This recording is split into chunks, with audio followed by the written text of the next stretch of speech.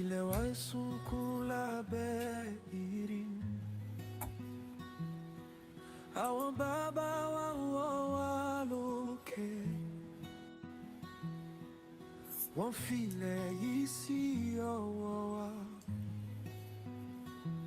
Ṣùgbọ́n a gbàgbé ohun tí wọ́n ń sọ. À ń jagun ara wa lójú ọ̀nà. À ń ta ìtàn wa lọ́wọ́. Bí a kò bá rántí ibi tá a ti ń bọ̀, báwo la ṣe máa mọ ibi tá a lọ? Ẹ̀jẹ̀ àwọn bàbá ṣì ń pè wá nínú afẹ́fẹ́ ilẹ̀ Yorùbá. Ohùn ilẹ̀ ń ké pé má ṣe gbàgbé ẹni tí ó jẹ́. Kí a ronú Yorùbá kọ̀ọ̀kan, kí a gbé ilẹ̀ wa gọ̀.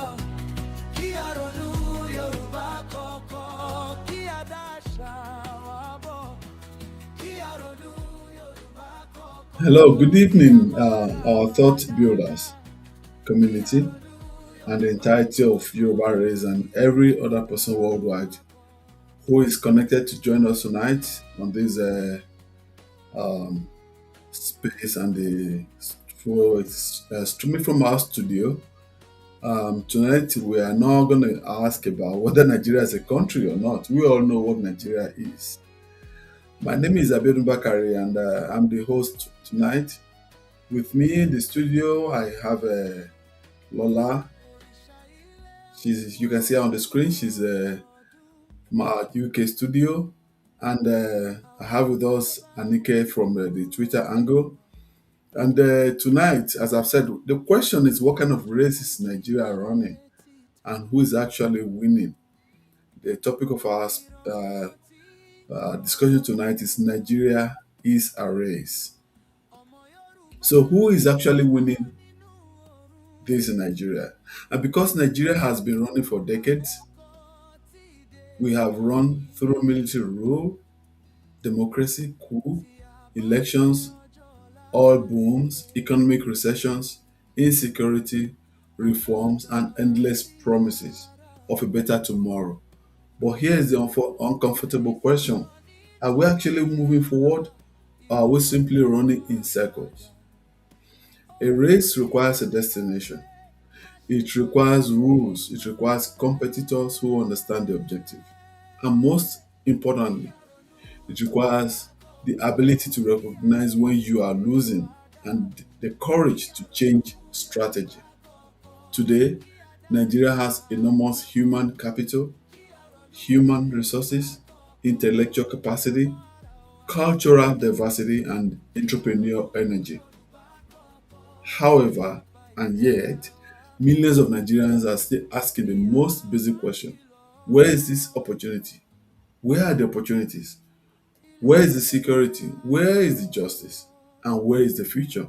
So perhaps our greatest problem is not that Nigeria is losing the race.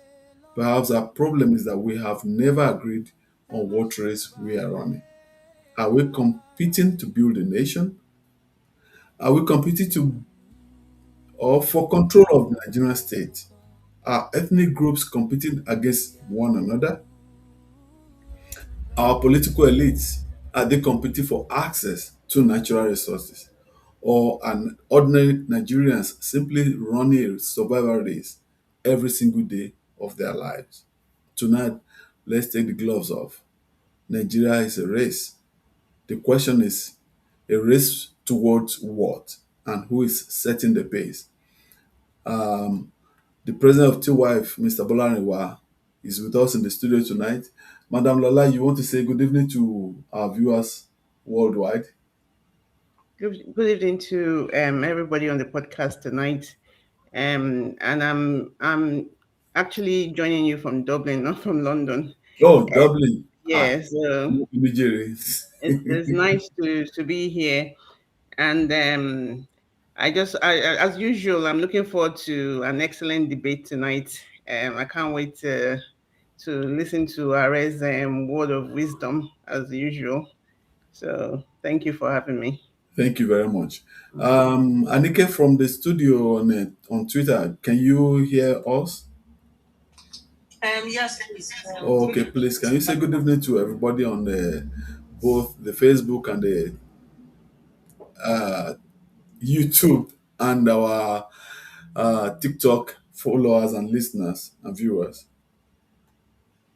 Okay. Good evening to everybody. I welcome you to tonight's episode of the Thought Builders. My name is Anike, and I'm the host for the Twitter space. And yeah, I'm sending my greetings to everybody on Facebook, YouTube, and TikTok. Thank you for joining. Thank you very much. Thank you, Sister Lola, too.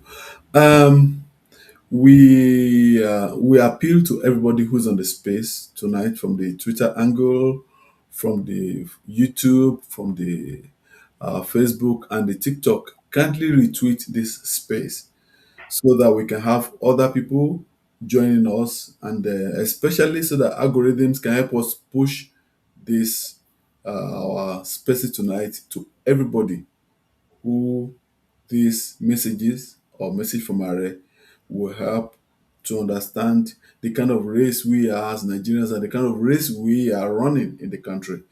I will bring Are on now to join us on the in the studio. Yes, Are, you're welcome, and good evening to you. Good evening. Good evening, Ma. Good evening, sir. Good evening, sir. It's an honor to be here. Greetings to us all in the name of Olodumare. And to those that are currently watching with the Osun State election, we pray that the best candidate will win. We pray that Osun State, which which abhors the cradle of Yoruba civilization, will continue to be in peace, will continue to be in harmony. The two people contesting are both Yoruba people, so we do not have to. I'm I speaking think to everybody there listening to are more us. than two Are. Okay, Front the two runners, front yeah, runner, yes. the two front runner candidates are both Yoruba people, so we do not have to lose sleep. Mm. What we pray for is peace in our homeland, and we all understand that politics, it's especially in Yoruba land, it's very fluid. Adeleke before was in APC, before he went to PDP, now in Accord. Omishore used to be in PDP, used to be in AD, then PDP, then APC. What am I saying is we mustn't kill ourselves because of political differences. So that's the most important thing. So tonight is surely going to be another night. It's a wonderful night. Should I just greet people before we proceed or Yeah, what? Are, go ahead. We're just waiting for you to start fully, then we can. Mm, yeah, thank you so much. Right, so I'm we'll so leave. happy to see Madam Lola. Um, at least we have new faces that are joining us. So it shows that you see, if you really want to be part of the show, you want to be part of the program, Thought Builders, please kindly join, kindly signify interest. I also want to greet my wonderful sister, Anike Olojuede, like I used to call her in on Twitter. Please, God bless you all the time for your tirelessness, for your work, for your intellectualism, for your steadfastness, for your strong will and strong heart. May Almighty God continue to be with you. For all the wonderful lovers of TYF, lovers of Arekurumi, Oladmeji Bolarawa, lovers of Yoruba nationalism, thank you so much. May Almighty God continue to be with us all. Our people on Facebook, I greet you, even though you're saying me, I'm not saying you. I'm so grateful for the opportunity to be able to speak with you tonight.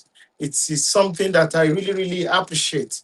I also want to thank those on TikTok and those on YouTube and those on Twitter.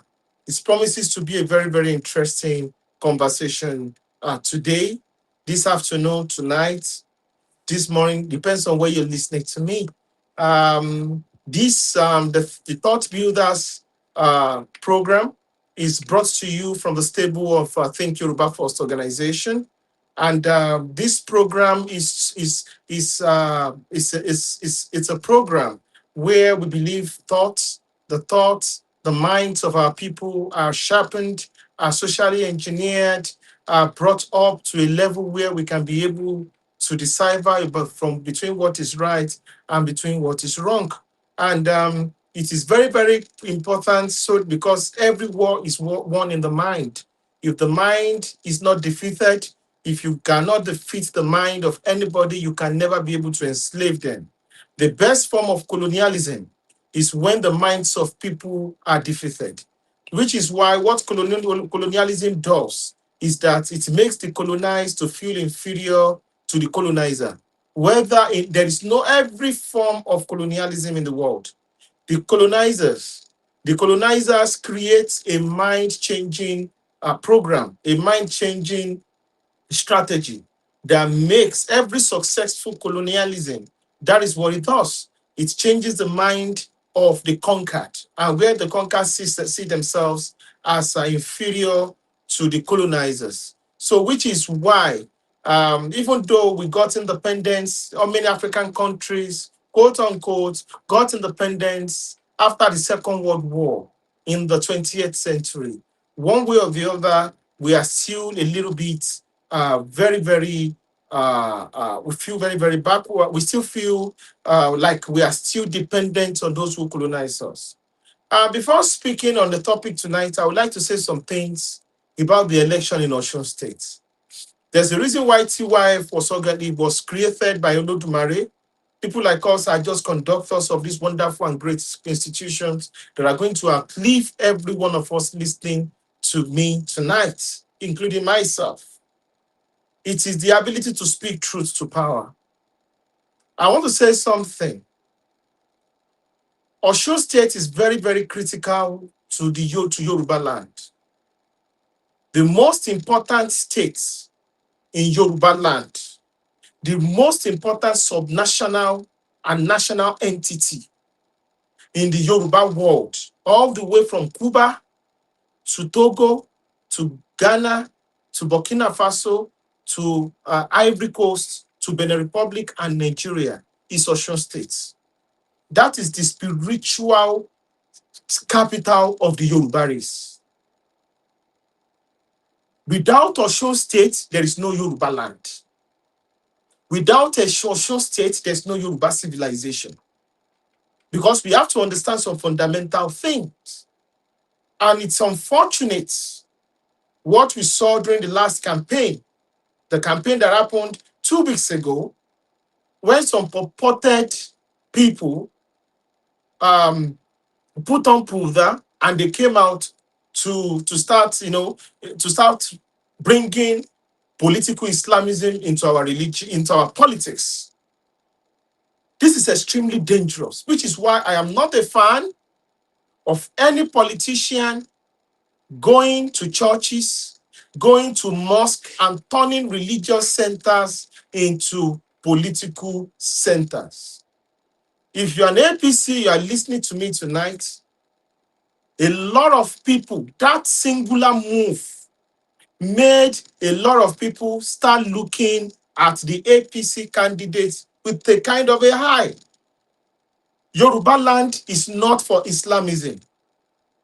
Even in Kwara State, such level of trying to introduce political Islamism into our politics is not done. Even where they claim to be doing such kind of madness, which is in Ilorin, they don't allow it. It is if you want to win politics, if you want to win any state governorship election, you don't do that. And I believe that Governor Yebayem Ambo, the governorship candidate of Osun State, might not even know anything about that. And I'm saying this, if the people that gave him such an advice to be doing such a thing is extremely bad for the Yoruba race. It was a bad spectacle to behold. We want a political leader, a governor, that will be a father to Christians, that will be a father to Muslims, that will be a father to the Oshun devotees, to Shango devotees. We do not want a Muslim first or a Christian first governor in any Yoruba speaking space. If we do not defend the secularism and the separation of religion from the state in any Yoruba speaking space all over the world, we are surely going to lose who we are. And I'm speaking this and I'm saying this for the record. That move was unfair. That move backfired. It's unfortunate that we have to wait to this very moment to be able to say it the way it is. That was why some of us could not even, we respect the intellectual sagacity of Ambo, but we seen fundamentalist people who preach political Islam, like the Mufti of Iwo, like Dr. Toliat from Obomashaw, making some irrational, brash, primitive, medieval, and insensitive statements about the election in Osun State, actually infuriated a lot of neutral voters in Osun State. And I hope a lot of people can see it. Yoruba land, Osun State, Osogbo, the capital of Osun State, is the capital of the biggest Yoruba festival in the world. Is the capital of the biggest indigenous African religion in the world. Can anybody tell me any really spiritual center that is as celebrated as Osogbo in any part of Africa? None. You either celebrate Christianity or you are celebrating Islam. That is how we should know. That is how wonderful, how critical that state is. So he should have stayed away, dissociated himself completely from these extremist preachers. Because Yoruba land will never become Iran. Yoruba land is never going to become Afghanistan. We defeated those who tried it in 1940. We will do it again in 2026. And I know a lot of my friends, brothers and sisters in APC, they are surely going to take this advice. Because a man who claims to be one of the leading voices of Yoruba nationalism of this 21st century, like myself, through the grace of Olodumare, if I cannot say the truth, then I will be damned. No matter my biases, no matter my love for Ambo. It was uncalled for. And a lot of people told me no. Yoruba people, even Muslims, will not agree to such radical preachers. We will never. We are a people that cannot be subdued, which is why Yoruba people of Kwara they've not been able to subdue them the way they subdued the Hausas and the Nupes. Even you cannot subdue the Yorubas of Kogi. You cannot. Even when the Benin Palace tried to de-Yorubanize themselves and clone themselves into the Edoite identity, the Yoruba-speaking towns and villages in Akoko Edo, in Edo North, part of Isha, and in Edo South, they still maintain their Yoruba identity. In fact, they are even growing stronger in their Yoruba identity, despite all the useless propaganda and the use of state power in order to try to de-Yorubanize our people. That was how strong the Yoruba identity and the Yoruba consciousness is. The Spanish Empire tried to de-Yorubanize the Yoruba slaves. Thousands and millions of slaves were taken from different parts of Africa, from thousands of ethnic nations. Only the Yoruba people survived and kept their identity and their race and their consciousness intact. Without raising a single finger and raising a single bullet, they were able to defeat the Urbanization agenda of the Spanish Empire that successfully erased the Arabs in Spain and Portugal, in Iberian Peninsula. We survived Portugal in Brazil. We survived the great Portuguese Empire at the peak of their powers. We survived the British Empire in Trinidad and Tobago. So why do you think we are not going to survive anybody within Africa that tries to erase us? We're indestructible. And which is why some people within our midst who want to be holier than the Pope believe they can use some religion to Arabize our people. It's unfortunate that we are allowing these people within the political premises because our political economy is our strength. I have nothing against the candidacy of Ambo. Fantastic and brilliant man. But political Islamists must not be allowed near him. So many Christians. The people of Village are largely Christians. They voted for him. They are fighting for him because they believe he's going to protect the interests of Ijesha people. But the political Islamists must not be allowed to determine the politics of Yoruba land. It will never happen. Just the way political Christianity. Keep your spirituality in your churches. Keep your spirituality in your mosques. Trying to come to a secular and multi-ethnic, multi-religious society like Yoruba land, and trying to use your religion to influence politics is surely going to lead to catastrophe. And this should get to the president because we have no homeland. Anywhere religion has been mixed with politics, it has never ended well. It has always ended in chaos. It has always ended in terrorism. It has always ended up in oppression of the human rights of people. There is no democracy where religion and the state is not separated, which is why we see what is happening in northern Nigeria. Because religion and the state has been matched together. So they live in a society where things cannot be questioned. And when evil is done, it is said to be done in the name of God. We do not want such a society. We want a progressive society as progressives that we call ourselves. I wish Ambo success in his endeavor. But this has to be said for the record and for the future.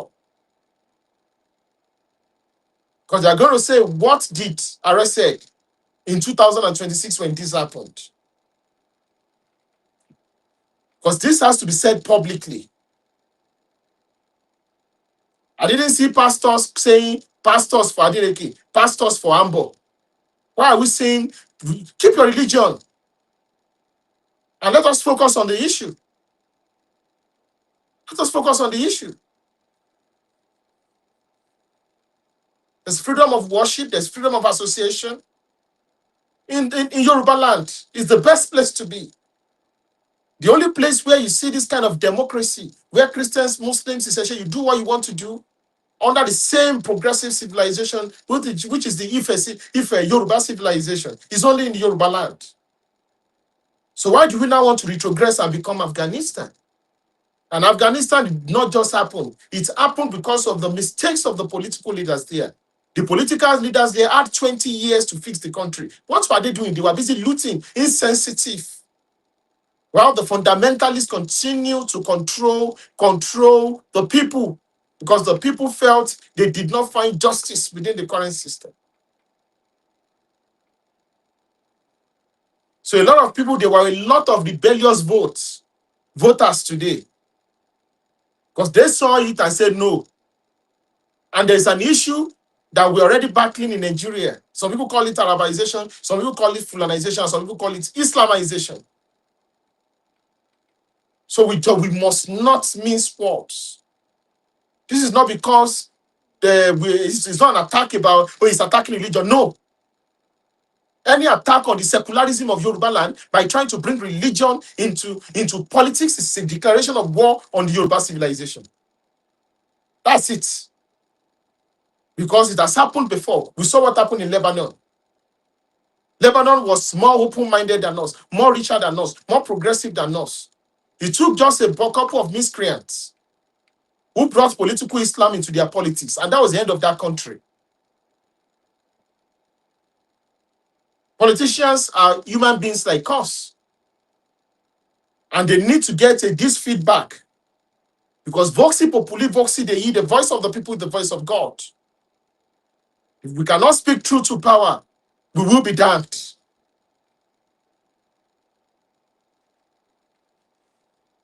Today we are speaking about a very important topic, and the question is, and the topic is, it's rhetorical. Nigeria is a race.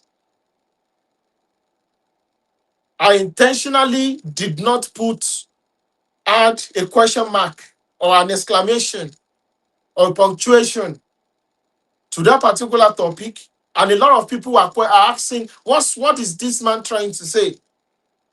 What does it mean? And I listened well to one of the hosts, Mr. Bakari, when he was speaking, when he was explaining, and he actually understood what I was talking about. He was talking about competition. Nigeria is a race. What kind of race is Nigeria? When I talk about the race, when I ask Nigeria is a race, I am not speaking about in biological terms. I'm not speaking in ethnological terms. I am speaking in terms of strife, competition, and fight for power and resources. We have to generalize, and we start talking about the Chinese race, the black race, the white race, the Hispanic race, the Arab race. Why do they use race? Race means competition. You have to compete. The reality, it's a fantasy to think you are not going to compete in this world. You have to compete. And what do we compete for in the world? We compete for power. We compete for money. We compete for land. We compete to have the best gender to reproduce with, whether male or female. It's a competition. And there is no living thing on the surface of the earth that do not compete. Even mankind created different sporting competitions in order to be able to channel the energy of race competition into it. From the time of the early Greeks to the Romans, they created Olympic, Mount Olympus, Olympia. Mount Olympus is the mountain where the gods descend and ascend. And they created Olympic Games. Those are things that it actually shows that the world is a competition. It is Ijakadi. That is the Yoruba word for competition, fight, race. Nigeria is a race. And it was because Awolowo understood this, that is what Awolowo was talking about. Let us have ethno-linguistic federalism. Because if we have ethno-linguistic federalism, we will not be able, it's the issue of this vicious race is never going to happen. And because Nigeria is a race, everybody will use what it has to win. Because the world just wants to reward winners. Winner at all cost. Winner takes all. The unitary system of government is winner takes all. Because the Yoruba people, we lost in the political race of Nigeria for over 60 years. We were politically irrelevant in the scheme of things in Nigeria. Nigeria is a race. Let me give you this instance. Oyo State is as big as the entire Southeast. Oyo State is as big as the entire Southeast. Oyo State is one state. Southeast has 5 states. The number of federal universities in the Southeast is over.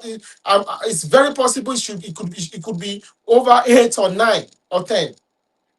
Oyo State had just one university, which is the University of Ibadan, which was an annex of a university that was built by the British colonialists before they left. That university was created before 1960, before Nigeria even became an independent geopolitical entity.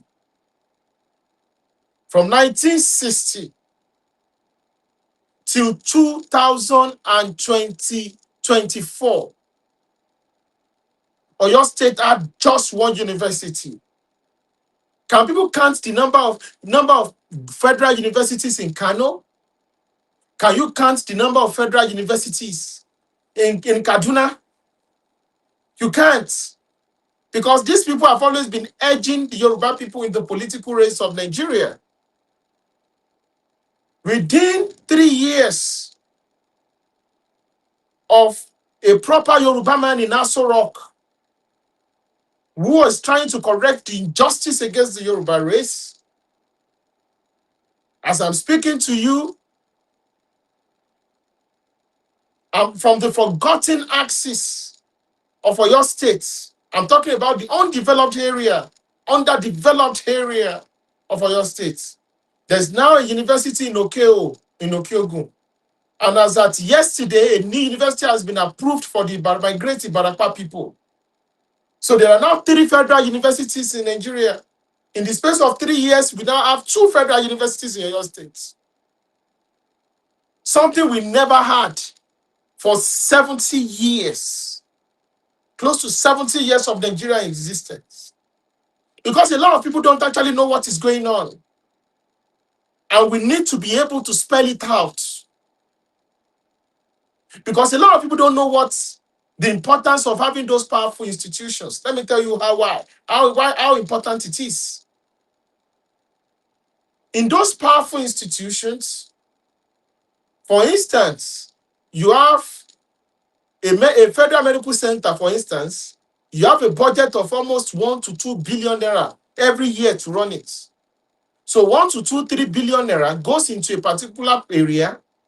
Do you know what the geometrical effect is going to have on the local economy of that particular town or city? In houses, in real estate, in the food and retail economy, in tourism, in entertainment, schools. So in that particular axis, you take away poverty. The ordinary polytechnic in Erua did wonders in the economy of Erua, of Ibarapa axis. Go and ask the people of Erua. Now there is a federal university. Go and look at the compounding effects. Without Cambridge, the city of Cambridge is dead. Without Oxford University, the city of Oxford University is dead. You can even have up to 10,000 workers working in a particular university. That is almost the size, that is almost the population of some towns, the Western world. What about their families? Multiply it by 5. 3 children and 1 wife. So that's like 40 to 50,000 people, without talking about the students. So we are so grateful for that. There's a reason why I gave that context so that some Yoruba people can understand. When you compete and you win, there's a lot of resources that comes from that competition. Nigeria is a competition between different civilizations. It's a competition between religions. It's a competition between different ethnicities and different nations. It's a competition between different tribes. It's a competition in spiritual competition. It's a competition between different people, different blocks. It's a competition between different external powers. Iran is backing the Shiite political sect in Nigeria. They are competing. They are competing. They are competing.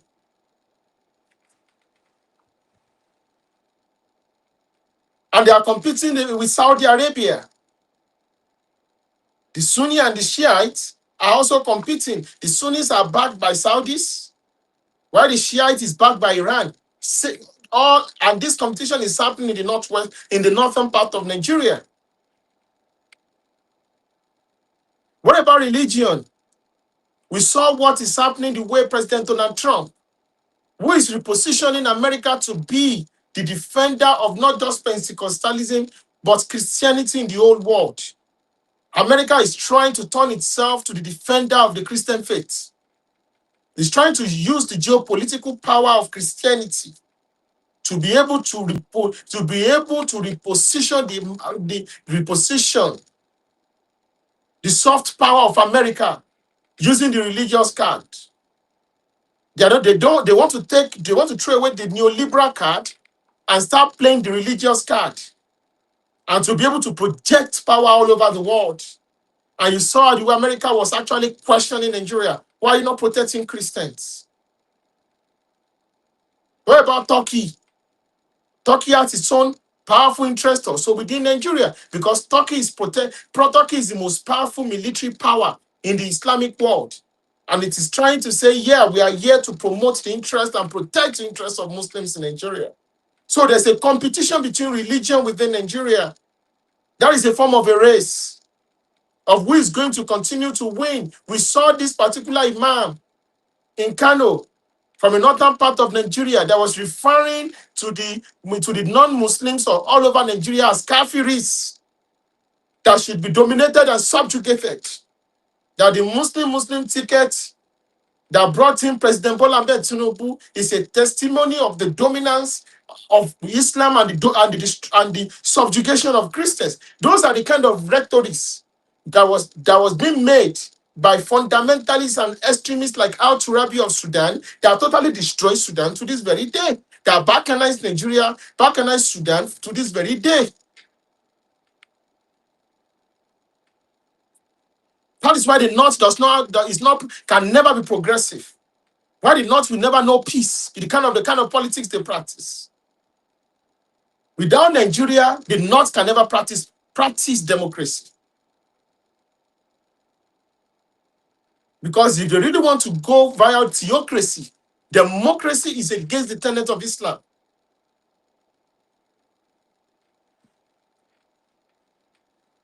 It's against the tenet of Islam. And there's also no democracy. There's no democracy in Christianity.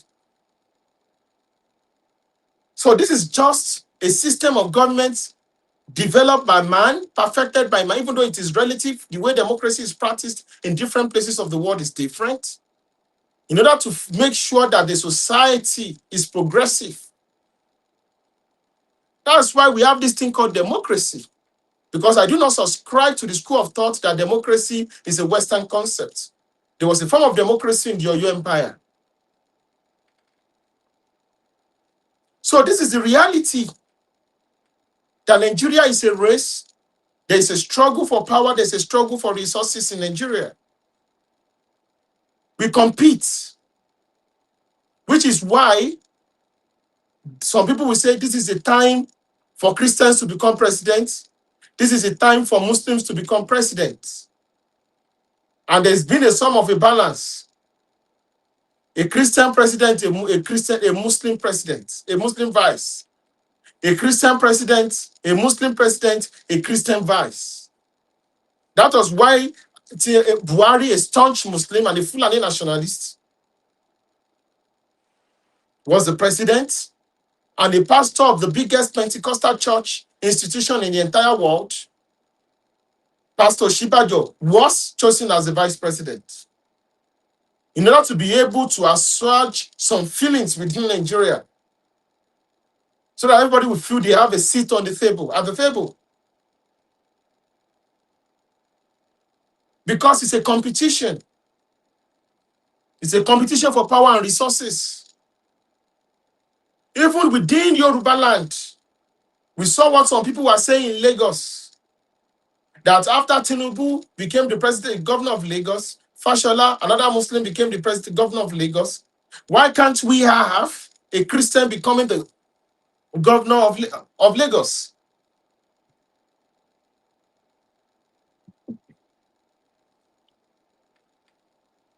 Because it's a competition. It's a competition for power and resources. It's a competition for power and resources. It's a competition.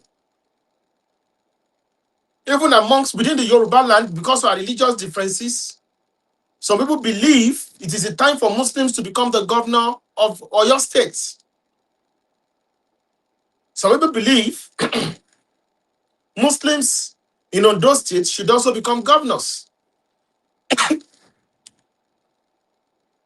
Because everybody wants to be at the table. You look at states like Delta State, and you look at the rotation.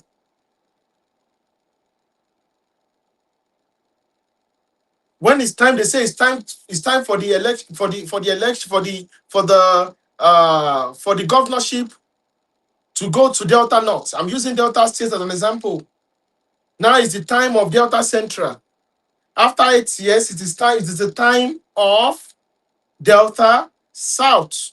Why are they doing that? It is to try to maintain peace and harmony.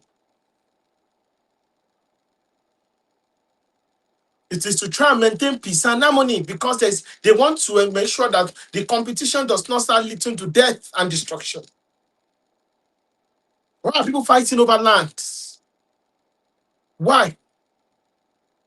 You even look at this political insidious statement called the farmer herders clashes. The farmer herders clashes is a fight for resources. It's a fight for resources.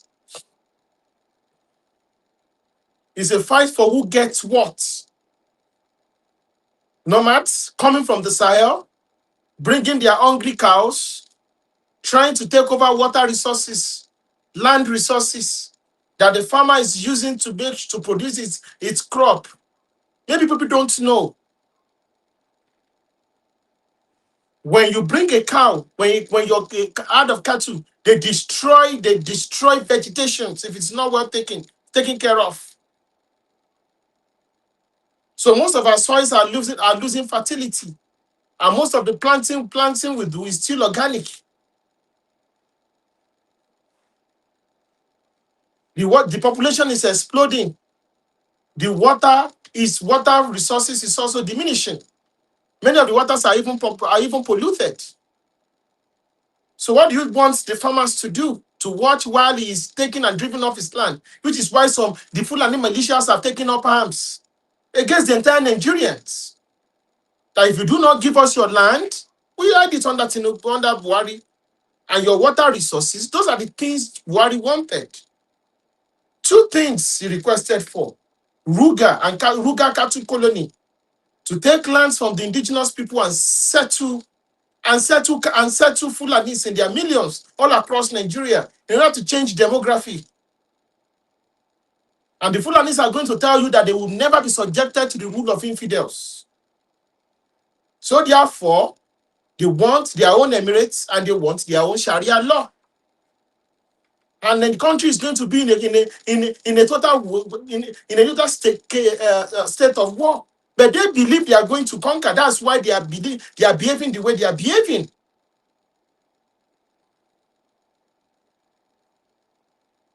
So this is the situation we find ourselves.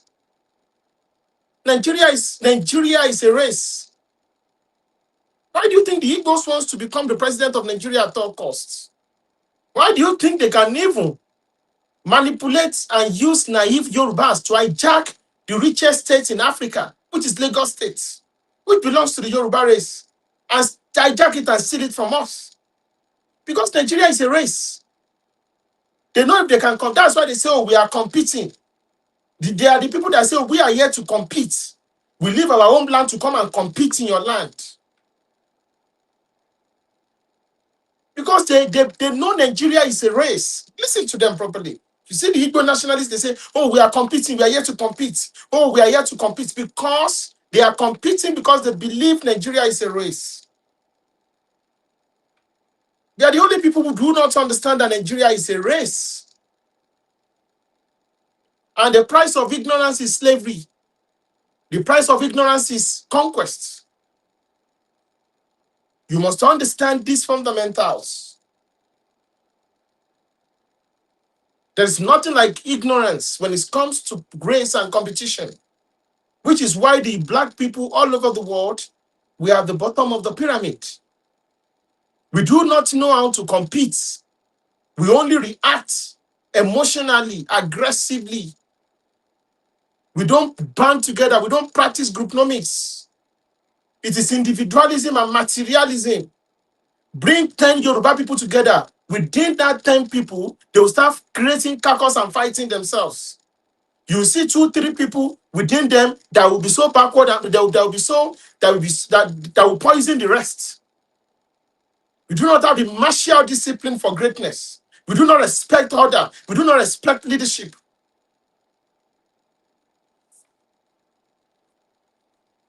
And we want to compete. Every time we talk about, oh, Africa has potentials. Potentials is useless. The South American continent has potentials. Venezuela has the biggest oil reserve in the world. Yes, yet it is one of the poorest countries in the world. Oh, don't spare me to talk about, oh, colonialism, American influence. Forget about that.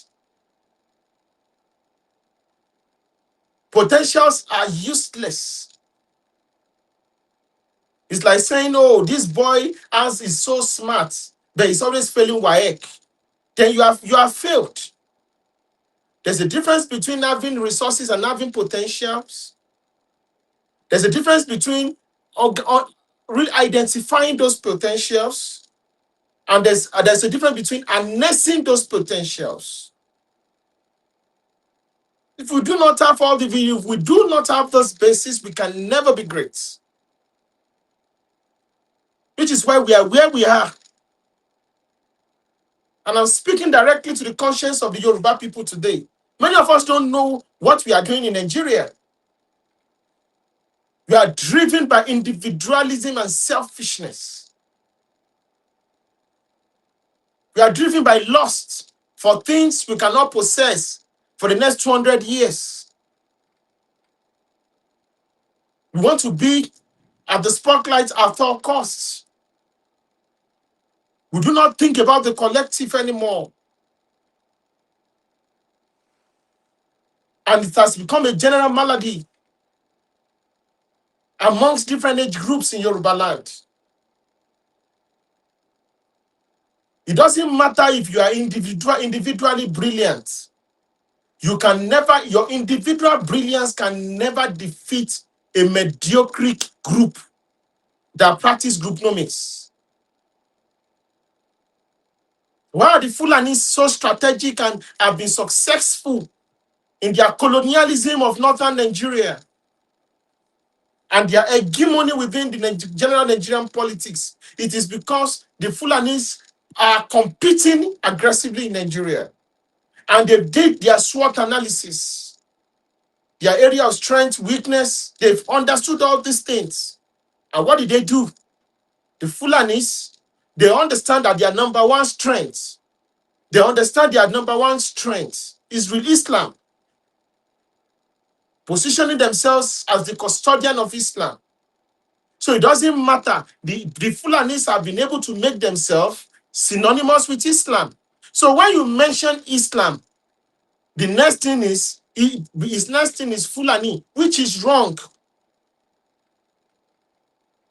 Which is why nothing scares them from platforms forums like this, where you say religion, Islam is not Fulani, Fulani is not Islam. They are two different things entirely. They intentionally model it up. They intentionally even say, they even try to model the difference between religious identity and ethnic identity. They know if they separate it, their power has been destroyed. By saying religious identity is not superior to ethnic identity. That means the Nupes, the Biroms, the Kanuris, all the ethnicities in the north that they've conquered, even the Yorubas of Ilorin are going to get liberated.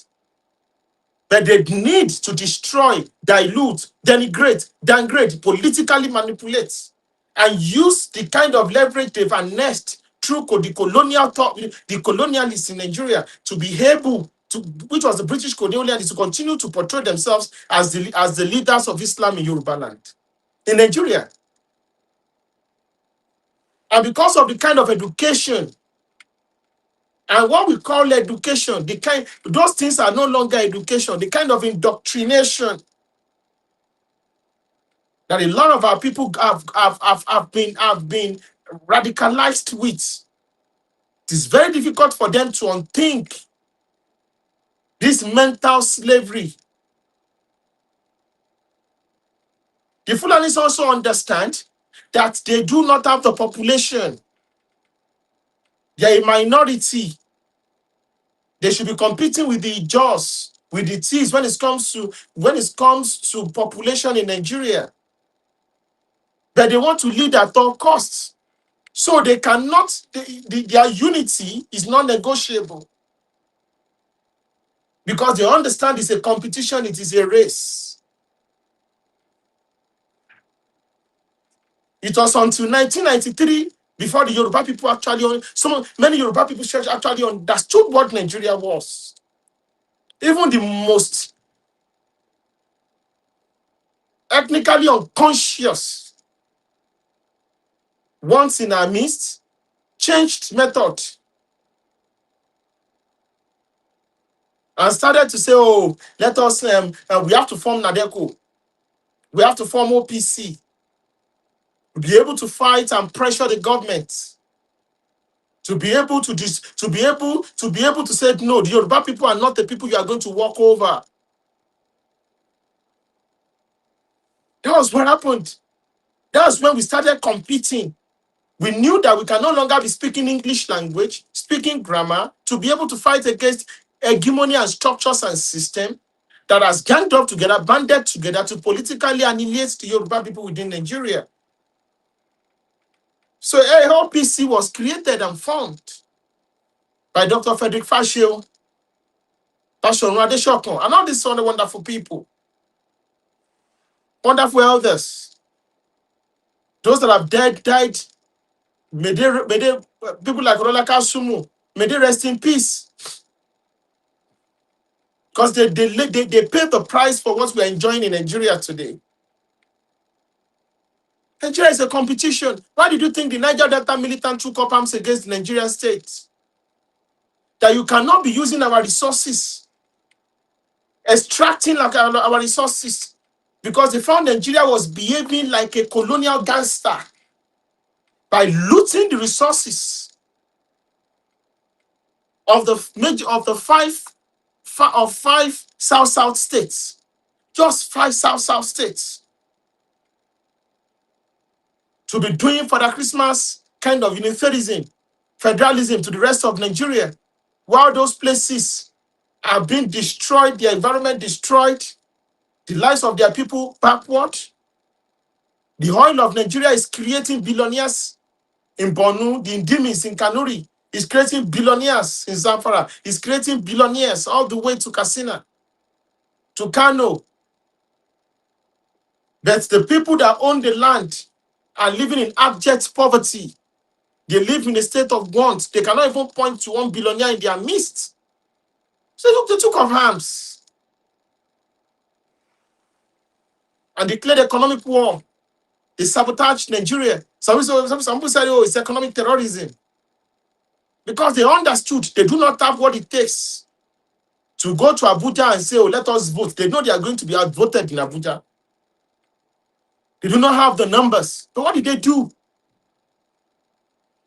They damn the rule because they know it's a race. It is a race. If you do not understand that Nigeria is a race, the world is a race, you are always going to become victims, Yoruba people. You're always going to become victims, black people. If you do not understand Nigeria is a race, black people are going to be victims till eternity. The world is a race. When you know the world is a race, you'll be able to play the game and survive. You'll be able to know your strengths. The Yoruba people used to say one adage, I will say it in Yoruba language. Are yin ni jawa. You don't play by the win. You must find a way to win, to survive. When the white settlers conquered and took the lands of the Native Americans in America, did they play by the rules? When the white settlers took the land of the Aborigines in Australia, in Tasmania, in New Zealand, did they play by the rules? When the Arabs stole the land of the black people in Sudan, in Mauritania, in Egypt, did they play by the rules?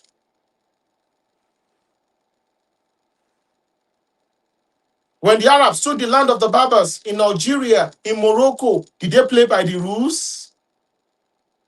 Because it's a vicious competition. Go and study the way China became a superpower. What China was doing was very straightforward. They copied most of the technologies of the West, reverse engineered it in order to become the best. Simple as ABC. Some people say, oh, it is intellectual theft. They didn't care. They just want to compete and win at all costs in order to catch up. Because they were behind. They knew they were behind like 200, 300 years. They know this in the Qing dynasty, the Manchurian dynasty had bankrupted China, and China was no longer great. So how will they compete? They copied all the technology of the West, reverse engineered it, made cheap copies. So in today's times, people will call it piracy. But that was how China was flooding the market with these substandard products. And their targets were the global market, global south. They know you do not have the purchasing power to be able to buy these high-end brands. And they were successful. The Chinese model is one of the best model if you want to become a superpower within a very short period of time. Is it Socrates that said, imitation is not limitation. You compete. You have to compete. You don't say, I even hear some Yoruba people say, in Yoruba land, they need to make laws that so that this non-indigenous will not be coming and be threatening us. When they start making laws for you before they can even protect you, it means you've lost. It is our land. We should never feel threatened. And we must be able to assert our dominance. Because we have no other place. You step out of Yoruba land, you are going to be treated like a stranger. The only way you are going to feel a sense of belonging is Yoruba land. Whether in Benin Republic, in Togo, or in Nigeria, in Ghana, it is Yoruba land. Even within that Yoruba land, there is still some little differences. You know, many of you understand what I'm saying. It's a competition. Nigeria is a race. The world is a race. We live in a world where you see the way the Western world. Why do you think they are developing AI? Why do you think they are developing robots? Because there are two races currently. There is a race to go to the moon to start mining the resources of the moon. Because the surface of the moon is so rich in this rare earth elements that can be used to produce quantum computing, advanced computers that can be able to build space jets that can be able to travel through galaxies and travel through our planets. Because they set the statement, the agenda now is how can they be able to go and colonize more planets. This is how the whites are thinking. They've already dominated this world. But the Yoruba people, the black people in general, we do not have a sense of competition. The only thing we do, Yoruba people, is to do dangerous competition amongst our midst, in our midst. You go to a market, the Yoruba people do not compete with the Igbos there. They don't compete with the Hausa there. They compete amongst their fellow Yorubas. That is the pathological, the diabolical behavior, the pathological, the diabolical competition the Yoruba people are currently. This time, this topic can even be called Nigeria is a competition. I intentionally use race in order to spoil your curiosity.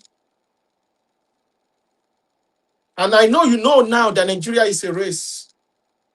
It's a vicious race. And you must be able to compete. You compete or you die. Charles Darwin said it's a survivor of the fittest. It's only the fittest that survive. The world is not for the weak. If you do not have the strength, you must be smart to get what you want.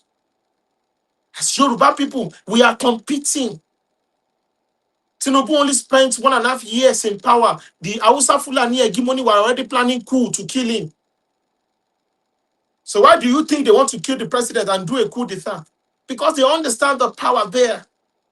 They are ready. Those who went to coup, they know if that coup did not survive, they did not succeed, they are going to be tried with treason and they could be sentenced to death. They knew all those things, but it was worth trying. Because they know it's a do or die, it's a fight till death, it's a competition. So you cannot be docile as a Yoruba man and say, if you want let jare, she become the House of Rep ni, she be Senator Meta Atini Meji. No, that is the ideology of losers. The whites did not have that ideology becoming a superpower. It is the most aggressive, the most competitive that will rule the docile. Nature abhors vacuum. You either compete or you die.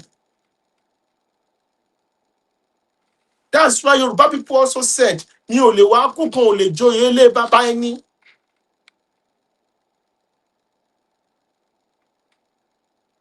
Shakespeare says something. Valiant, the cowards die many times before their death, but the valiant will die taste death but once. Cowards dies many times before their death. Against all odds, if Tinubu was a coward, he would have chickened out. They changed currency so that he was going to lose the election. Many of his brilliant lieutenants, like Aregbesola,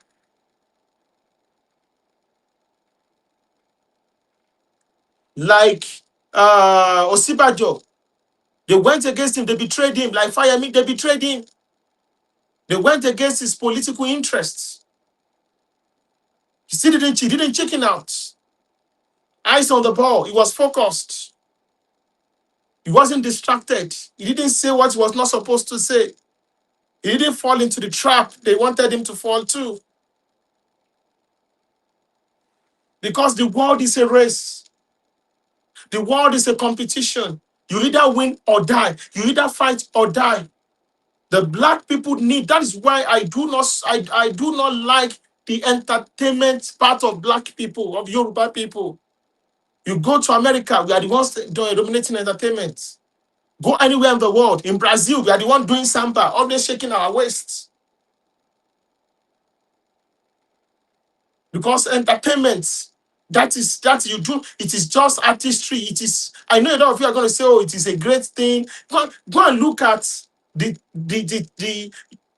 okay, go to social media, go and look at the kind of conversation in business, in economics, in geopolitics that dominates the social media of white community in the Western world. What are the things we are watching as well? Our youth we are watching in black people. We are watching Kataefe. We are watching Pella. So fortunately for us, we thank God that BB Nigeria is no longer becoming is becoming useless.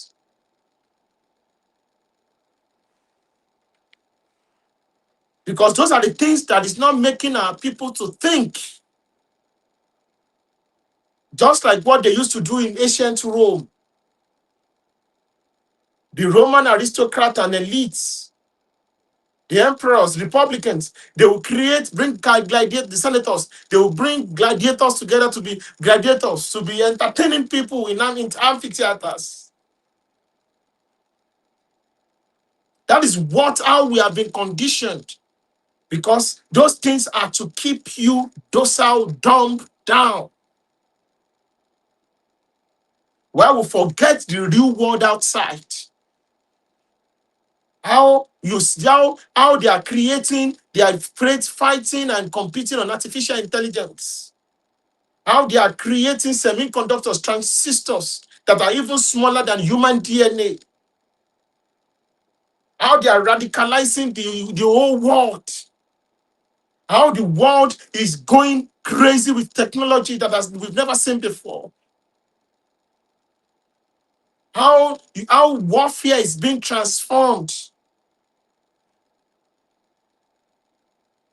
4 years ago, we saw the kind of robot China is producing.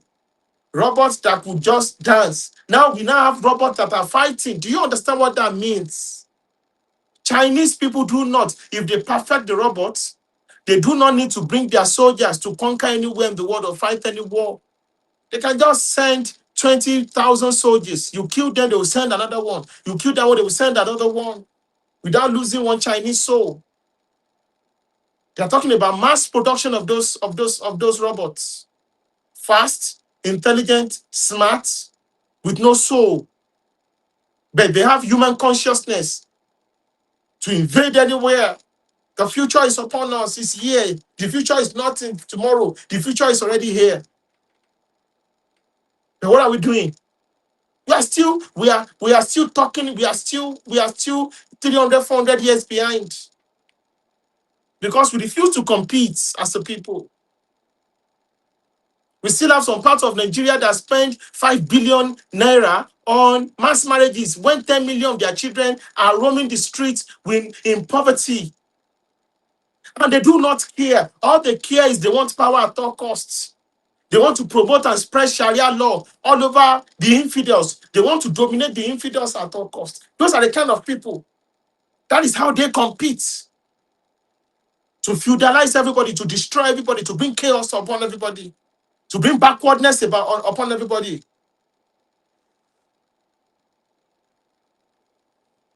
To subjugate and dominate the minorities.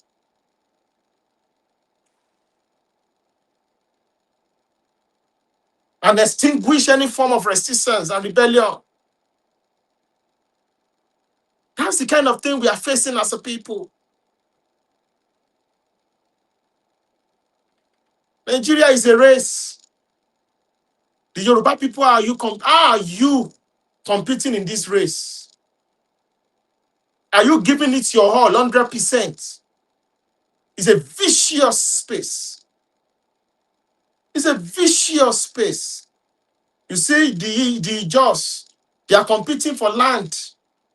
They are in a race for land in Akwa Ibom, race for land in Rivers, race for land in Delta, race for land in Edo State, race for land in Lagos State, race for land in Ondo State. They are competing. They are in a race for more land. The Germans call it Lebensraum. It's a race, a vicious one. You can use politics to compete. You can use marriage, intertribal marriages to compete. You use marriage to conquer. Revising history of others. Infiltrating their space. Selling drugs in order to destroy the minds of the youth. All of a sudden, across Yoruba land, we are now seeing methamphetamine, where Mexicans and Igbos are setting up methamphetamine, heroin, hard drugs in our society. How was the Chinese society destroyed in the 19th century? It was through opium, through drugs. They pumped it into the Chinese society and destroyed it. And when the Chinese people wanted to say, you cannot sell drugs in our land again, they took weapons, they bombed them into pieces and destroyed them. Took Hong Kong away from them, took their lands away from them. When they wanted to destroy after the civil rights movement, and the white society in America said, okay, they will understand now.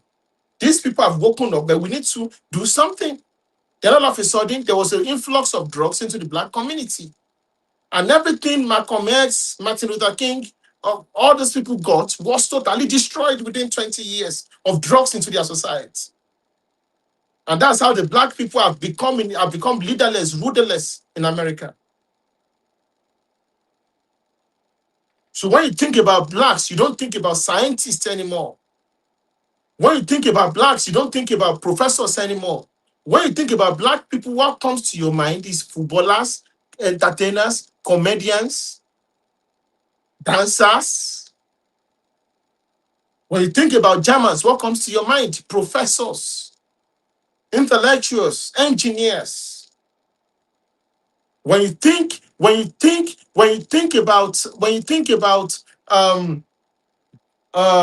you know, when you think about Chinese, you think about great people, smart people, even though 90% of their people are stupid people who are not as smart as you. Why do you think China say you cannot cut COVID-19 one virus? Because they understand the perception of image. Then what did they do? Ebola virus. Ebola virus is the name of a river in Congo. There's chikungunya virus also from West Africa. When they wanted to say they call Lassa fever and we are happy. Oh, it's in Nigeria they discovered Lassa fever. How is that a thing of joy? You don't understand the meaning of stereotype. The power of perception, because we do not understand it is a race. It is a competition. We don't understand all those things. We just want to exist without living. I hope we understand what I've said tonight. How it is so important for us to understand what Nigeria is. The moment Nigeria became a full-blown unitary system of government, it became a vicious power. It became a winner takes all. Until Jesus comes, until a miracle happens, Nigeria is a vicious space where you fight with everything you have to get what you want. As a group, if we fight as individuals, we will be destroyed. So Yoruba nationalism, Yoruba grouponomics is not a matter of if we want, it's not an option, it's not optional. So do or die. May Lord Mary continue to be with us. Thank you so much.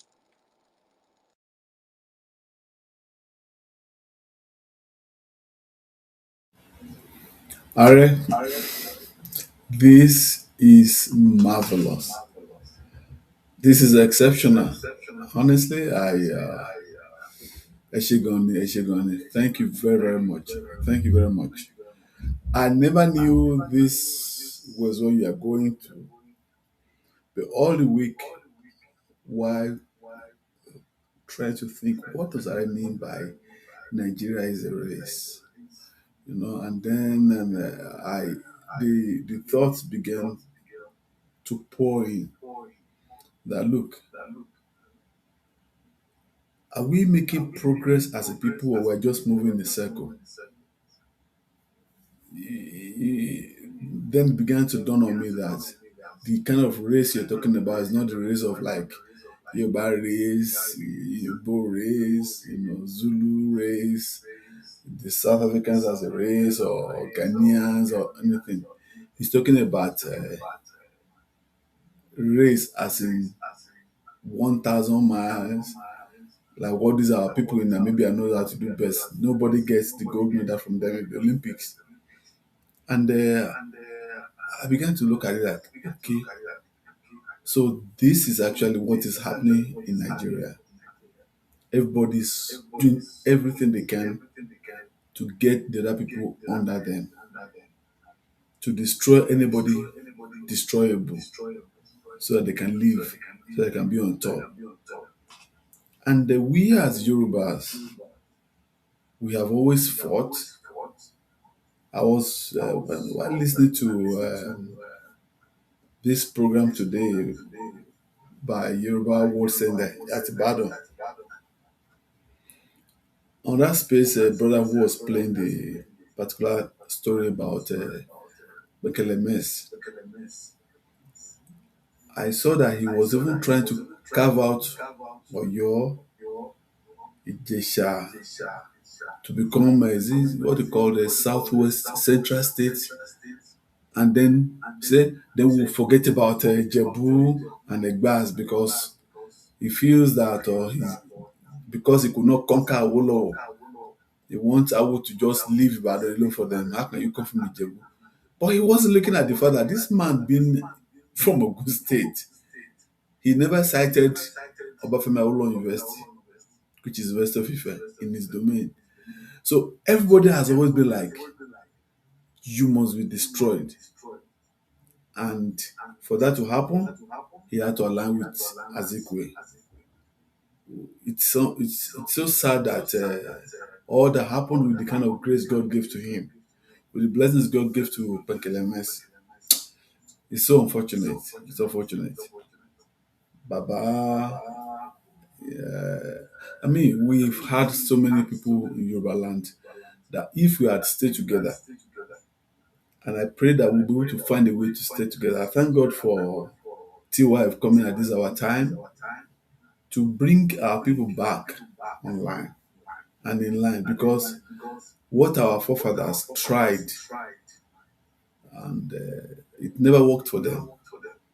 I pray our people didn't go that way, because that time was better. It was politics, but now it is religious dimension totally. Awolowo never tried that. Baba, all of them, none of them ever used anything called religion. But the kind of people we are breeding up in Yoruba land today, and the enemies of this race, Yoruba race, what they are looking into using now is this religion. I pray we'll be able to find a way around it and quell it if it becomes something else. I was telling a friend during the week that when Sharia started, they never told us they're going to go do Hisbah. They only say Sharia. Now Hisbah has cropped up. Who knows what's going to happen again after Hisbah? Because they will not stop. It's a race. They will keep trying and putting their hand there, to make sure that people will keep getting subjugated and controlled. I'm grateful and I thank you very much. Thank you very much. Um, Sister Lola, what are your thoughts about what I have said briefly Yeah, before we move to as treat? usual, it's been a very eye-opening discussion as well. So thanks to Are again for that fabulous lecture.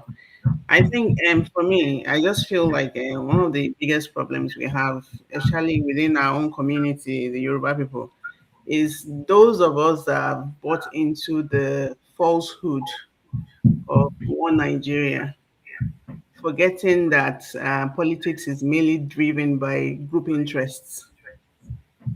It's and in the way it is, and with all the um, interest from our, because I don't call them friends. I feel that these are people that want to consume us.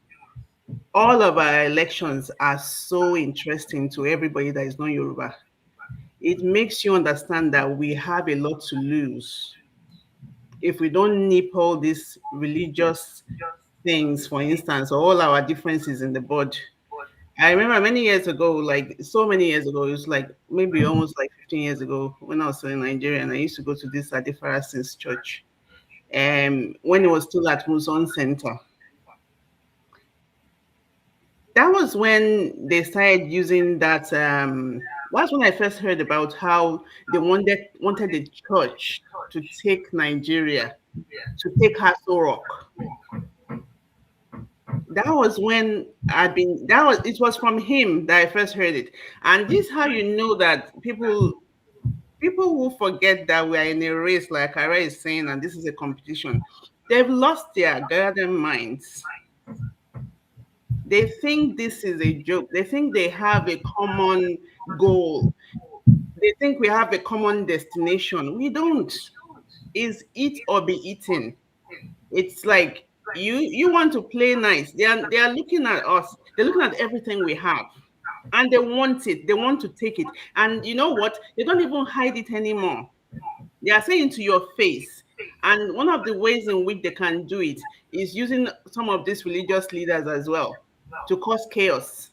Because when you see these churches, for instance, you have all Nigerians from all walks of life, like they're going into these churches. They're all speaking different languages. When they come into church, they lie to them that we are all, because we're all Christians, our ethnic identities don't matter. Obi tried to do that during the last election. They tried to use Christians, Jesus terrorism to get us Sorok. Luckily, it did not work. So the biggest issue we have now is our people. We just need to keep educating our people because it's going to be in their hands. What happens if they want us to be relegated to slave status in our own home? Because for someone like me now, I live abroad here. I feel like a second-class citizen in this country. You understand? It's not my home. But the minute I step into Murtala Mohammed Airport, Omonile Lonteleni, you feel I'm home. Now, if you're an Igbo person or Hausa or Fulani or someone else that also lives abroad but was brought up in Yoruba land, do you think you feel as confident as I feel stepping into Murtala Mohammed Airport? It's still Nigeria, but they are not at home, and they know that. And this is what you have all we have all these things. I think we take it for granted, and because of that, we don't value what we have. I love coming to Nigeria. Even if I went to Ogun State, Ile Mowa. If I was in Ondo, I schooled in Ekiti. I'm at home. And in that Ekiti, two of my oldest friends, Simoni, like I knew them from me, two of them were Igbo girls, speak fluent Yoruba.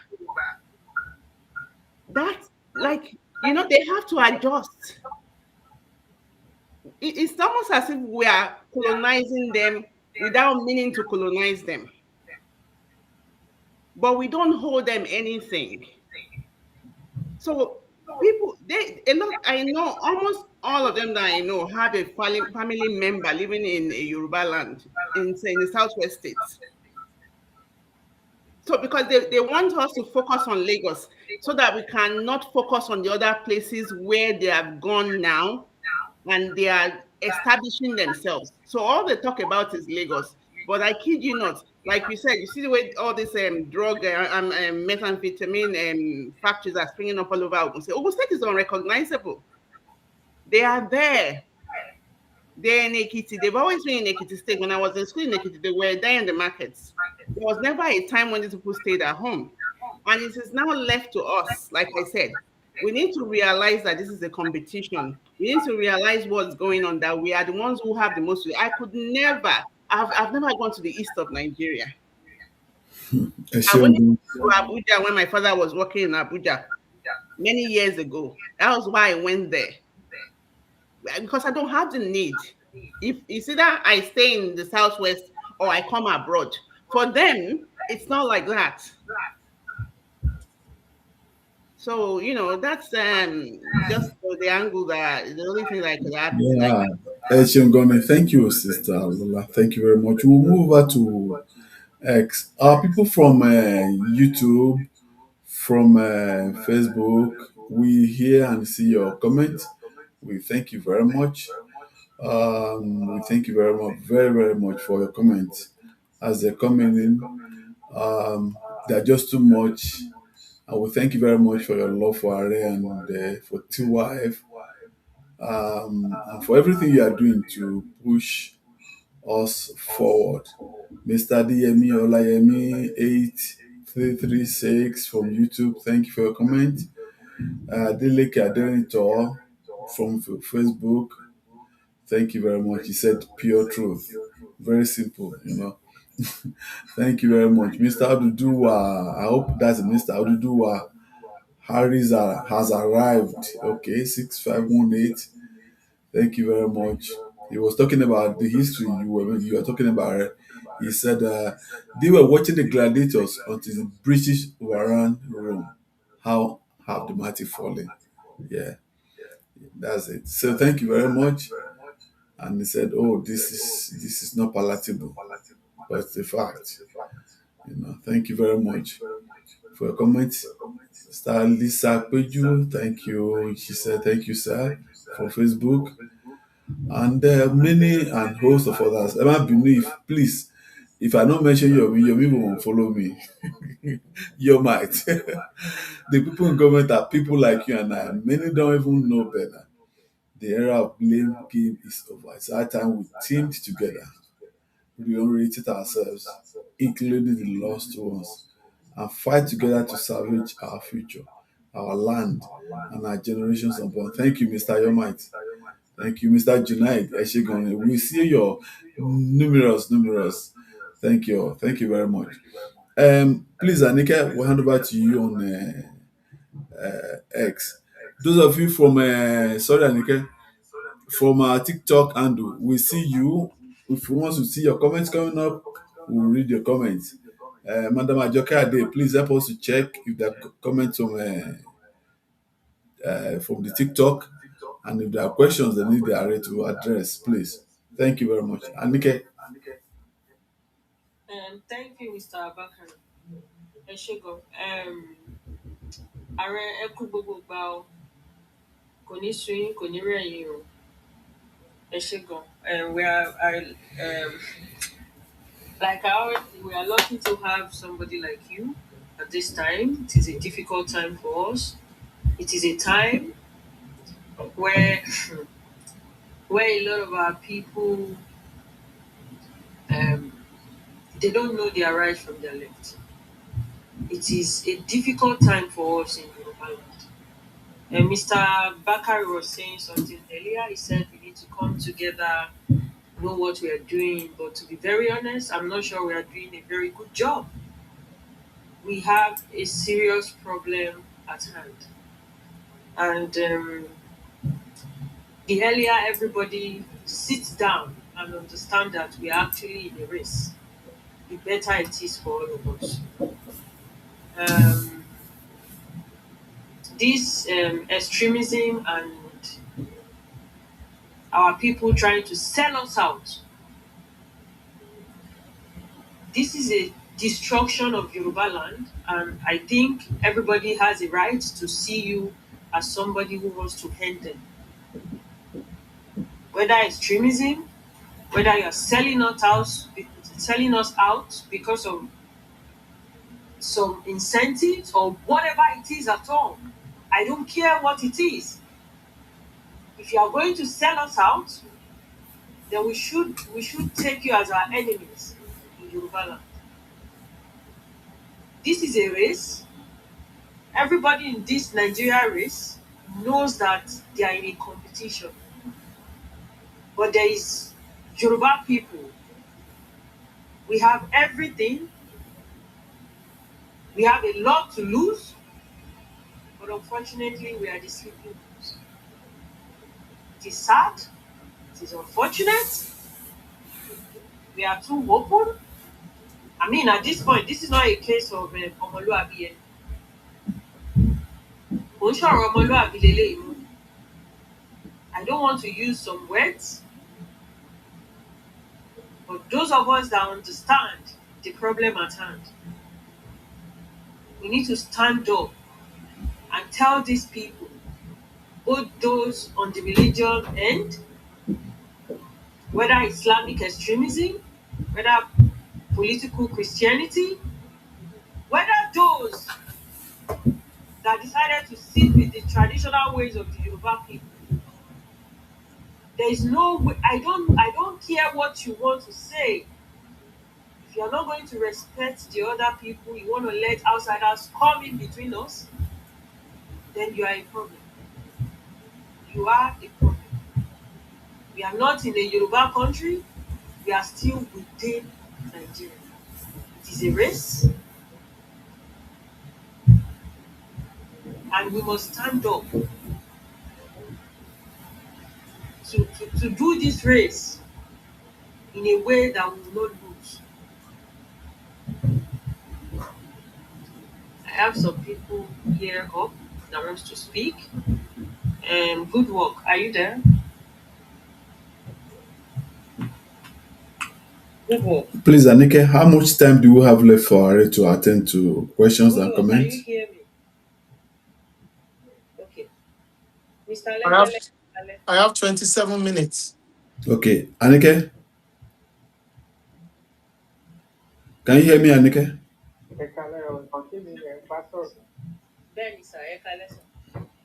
Okay. No. Thank you very much. Anike Are has only 27 more minutes, so let's make it quick and concise so that we can give everybody enough time You to very much. contribute. Esheun. Yeah, thank you very much. What's the topic again tonight? Nigeria is a race. Of course, however, more we know, if we understand the politics of the northern Nigeria, we understand that some of us that live in the northern Nigeria, we understand the politics of Nigeria properly. The North, the semantics, they have the way they operated their politics here that they will tell you that nobody can vie for any position in their land without them not being in support of it. That is why you will never see any Igbo man carry an election within their party in their land and said his final proposition is only in Yoruba land.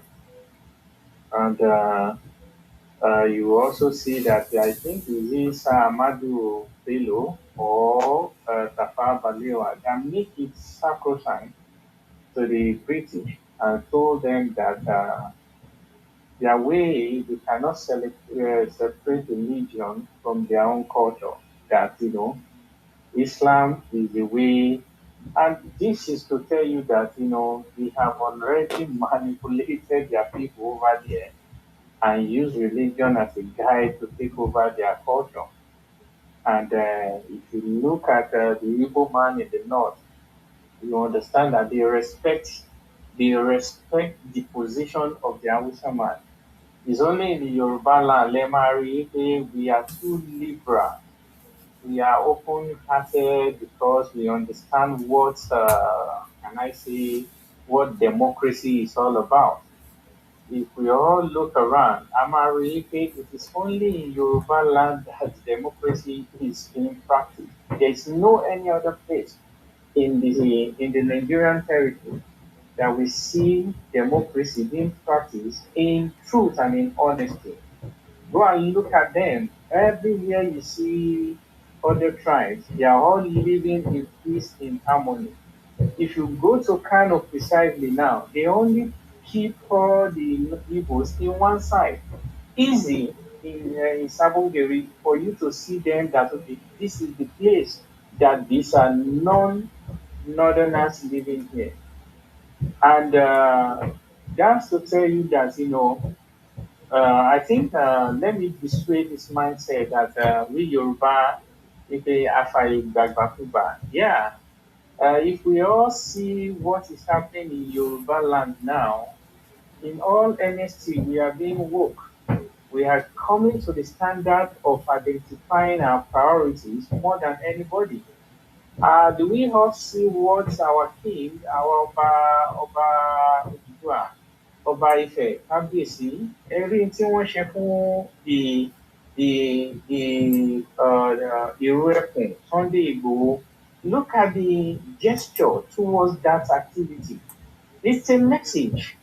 Anybody máa wò pé Kábíyèsí Odùduwà wọ́n mọ nǹkan tí wọ́n ń ṣe. He gave out an 100 million naira. And I think I later heard that after he said he's going to give the money in batches, he later gave the money in full before Sunday ago people left the left Ife. So Tebago, most of our leaders were just because we understand the political tenacity doesn't mean that we don't understand the game these people are playing. It's a message. And most of the over silently now, ẹ máa rí wọn pé gbogbo wọn máa jáde, they will be contributing to the security of our land. If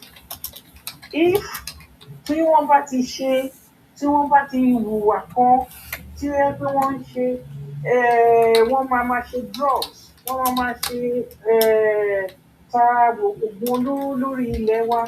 These are the assignment. Most of our hunters are the ones exposing such information. Kí ló lè mú an Igbo man kó láyà kó ní ìfọ̀kànbalẹ̀ láti set up such a massive factory in Yoruba land?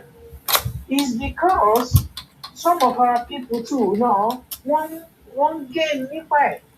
Then with this development, actually don't happen. The exposure and the activity that is going on within our security tenet in Yoruba land is telling you that we are getting into this. We understand the politics they are playing. Tẹ́ bá wo aṣíwájú bàbá wa náà. Ní time for Hello. ṣé ń Ẹ gbọ́ má mi? bínú ẹjọ́ ẹ jẹ́ kí mo ń gbọ́ yín mà ẹ jẹ́ kí round up ẹ má bínú. Tẹ́ bá wo politics tí bàbá wa náà ń play aṣíwájú Bọ́lá Tinubu, you will understand that the call to understand the Yoruba is only few people don't understand the kind of politics tí bàbá ń play.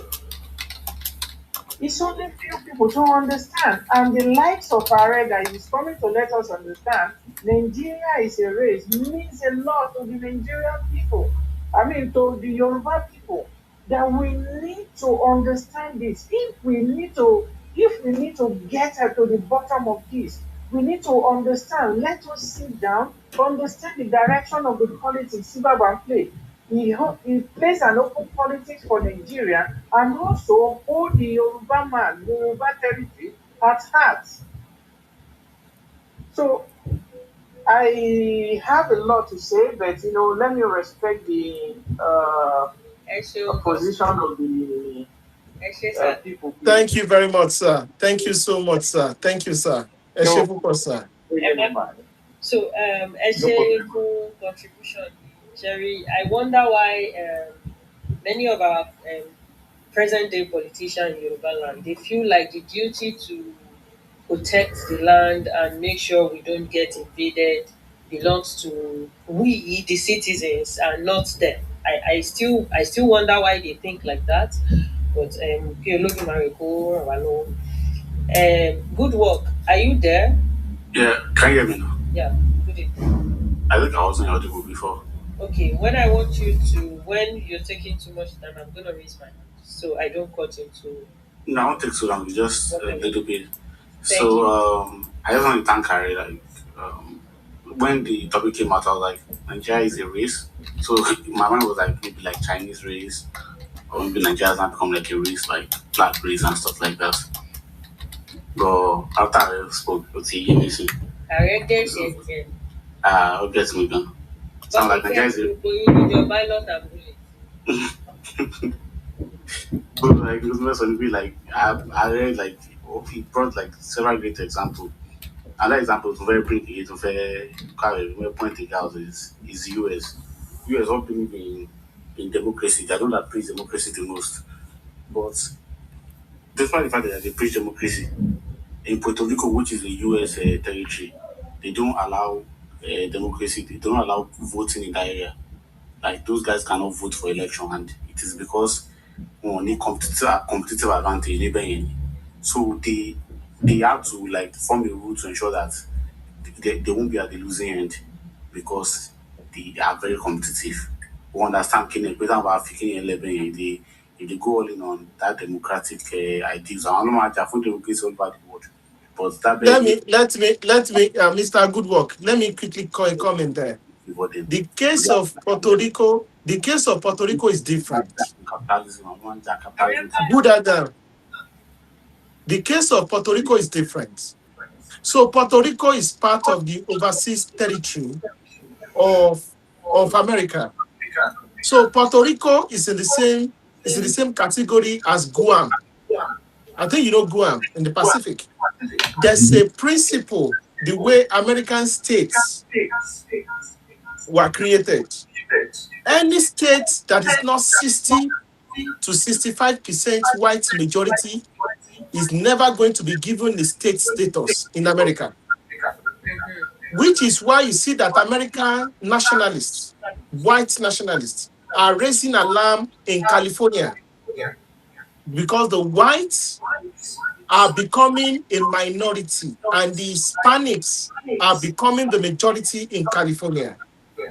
So before Hawaii was allowed to become part of the American state, Hawaii had more than 55 to 60% white majority.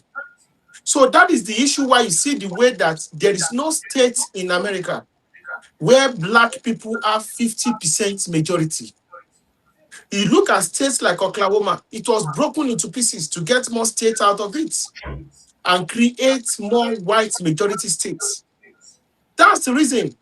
So you allow Puerto Rico to become a state, and Puerto Rico has a lot of Afro-Yoruba civilization. You allow Puerto Rico to have a state. It's like giving another Yoruba, and you are creating another Cuba. It's like allowing Cuba to have a state in America. And that can change, they can use that state structure. They have the Senate of slaves to be able to change politics in America. So it's just like what they did in northern Nigeria. You look like states like Niger States, you look at states like Taraba States, you look at states like Nasarawa States, you look at states like Kaduna States, you look at states like Bauchi States, you look at states like Gombe States. They cut the ethnic minorities into pieces. One senatorial zone, and they will now add it to one Fulani dominated enclave, to one Hausa dominated enclave, to one Kanuri dominated enclave. The same thing they did in Borno. People don't know that in Borno State, the southern Borno is Christian dominated. Who knows that? You don't know. And we are in the same country. The population of Christians in what we call northern Nigeria is more than the population of Christians in the south. People don't know this because those places have been gerrymandered. So till eternity, they cannot become governors. They are irrelevant in the scheme of things.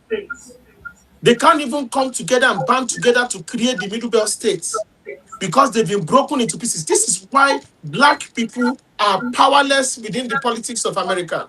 It was intentional, which is why they did not also allow the Native Americans to have any dominated states. So that Native Americans are never going to become a governor. Show me one Native American mention 2 or 3 Native Americans that have ever become a senator in America.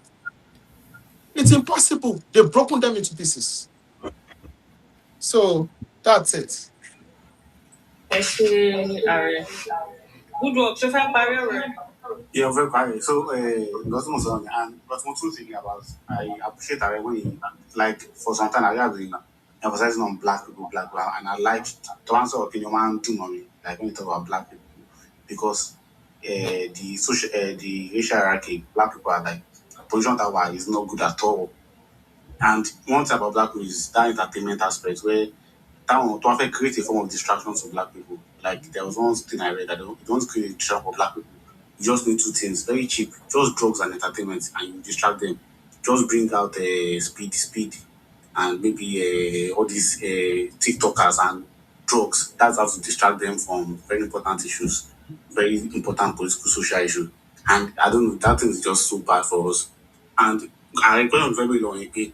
If you look at the J ethnicity, those J ethnicities, I don't call their name, they were like in a position, let's say like 150 years ago, and they fixed that problem within a century. The Chinese were like that; they fixed that issue within that century. Do you think black people can fix this issue where we are like the question we are? Do you think we can fix it in this century? So we can face that issue by we can face that issue by building individually. The Yorubas should go and build. The Ijaws should go and build. Everybody should go and build in their own capacity. The Ashantis should go and build in their capacity. That's the bitter truth. This issue of generalizing black people, it's not correct because we have different interests. The interest of black people in Sudan is different from the interest of black people in Yoruba land. The black people in Sudan, they are more interested on how they are going to get bleaching cream so that they are going to look like Arabs. That's their own interest. Or you are going to look at black people in Hausa land. They are more interested on how their governors is going to sponsor mass marriages so that a 70-year-old man can be able to marry a 16-year-old lady or 14-year-old lady as the third wife. That is their own interest. So you cannot generalize and say you want to bring such a people together.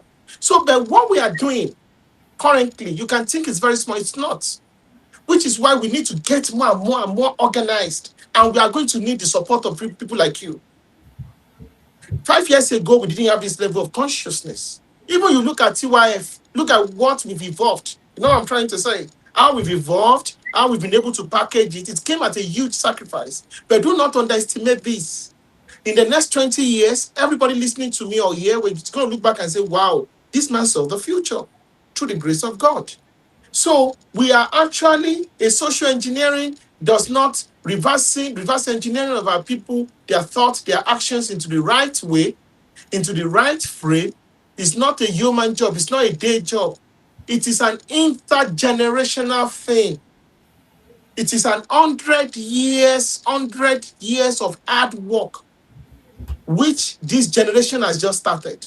So we just have to keep praying, and we are going to need your support, your time, your money, your dedication. You say, God, you want to do conference, if it is just $5, pay. That's how black. You go and look at what white people do. You think this white nationalism is a joke?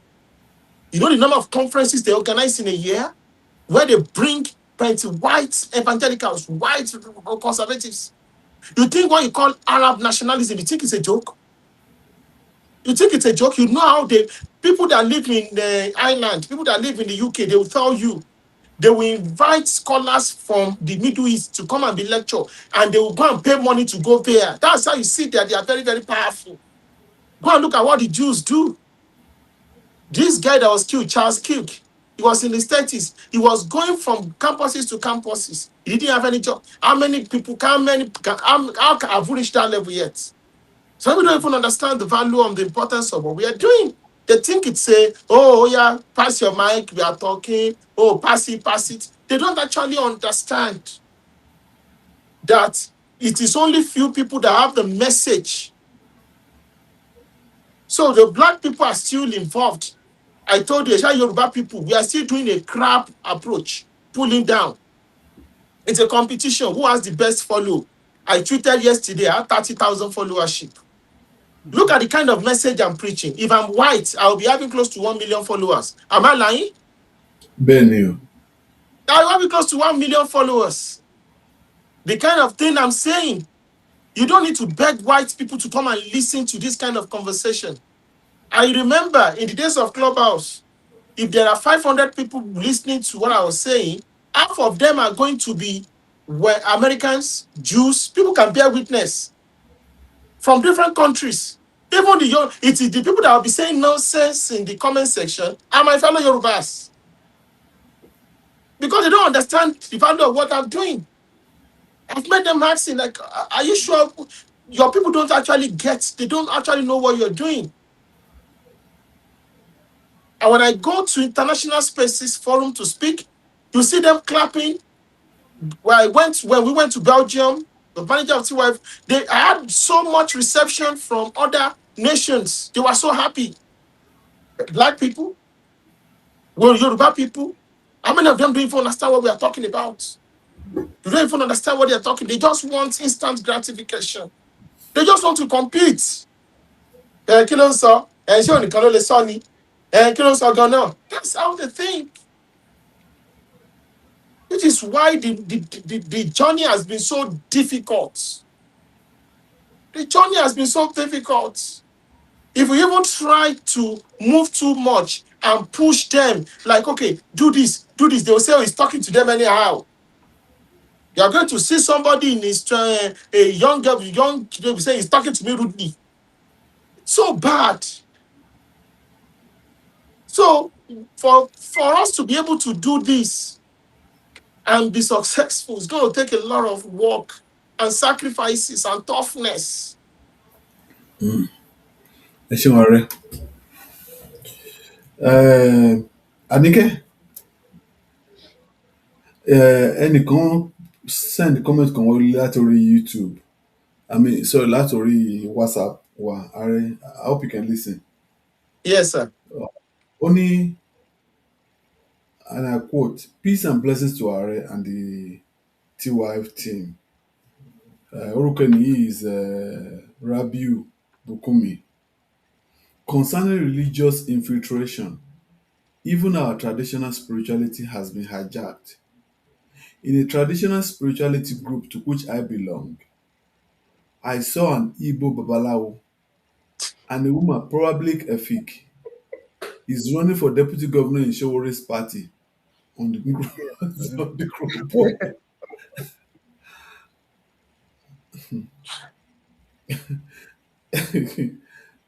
Babalawo Bubon, wọ́n gbọ́dọ̀ wá sórí program yìí o, mo máa gbé wá next week.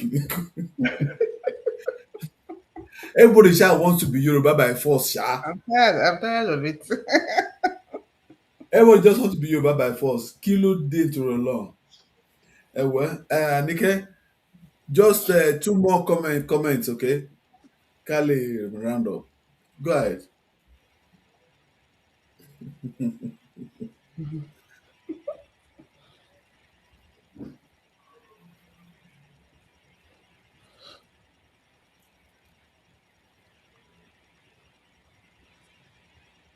Is Anika there? Ó ń sọ̀rọ̀, mò ń bọ̀. Okay, I can't hear her. Are, sorry, while we're waiting, your thoughts on Showore, please. I have no comments, not today. Anike, wọ́n gbé ní studio, Anike. Oh, God.